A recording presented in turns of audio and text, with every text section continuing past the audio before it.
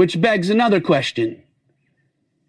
How do I become friends with Frederick Douglass and an advocate for Negro civil rights after the war? I have to answer that question with a question of my own. How many of you, when you were young, had an undying faith and believed everything that your parents told you? Of course. When you were young, how many of you believed what your parents taught?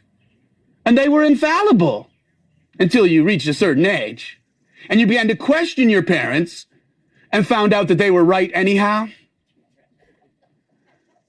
Now, if you were listening closely to one of my earlier stories, you may have noted that when my father moved to Illinois, he sold most of his slaves.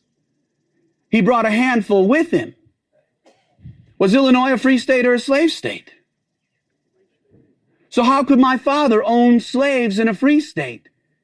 He simply retitled them indentured servants. And I had a personal servant when I was a boy. I grew up in southern Illinois. And need I remind you that Cairo, Illinois is further south than the capital of the Confederacy, Richmond, Virginia? And southern Illinois is the South. And so as a legislator, I was only representing the views not only of my parents, but of my constituents when I pushed through those black laws. And then during the Civil War, I saw the abomination against humanity that was slavery in the South. My father was kinder to his slaves than any other that I've known.